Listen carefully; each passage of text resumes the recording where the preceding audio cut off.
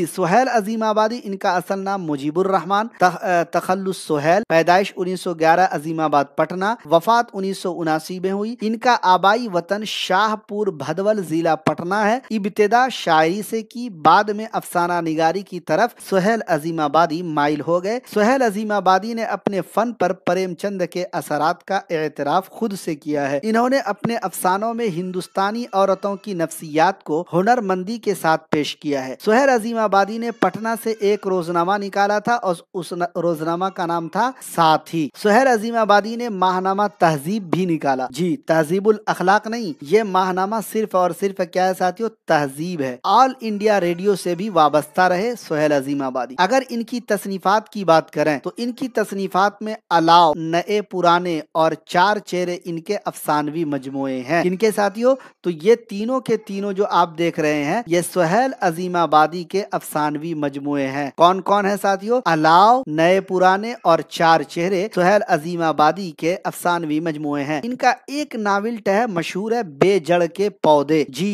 बेजड़ के पौधे भी किनका है? तो ये भी सुहेल अजीमाबादी का है और ये नाविल्ट है।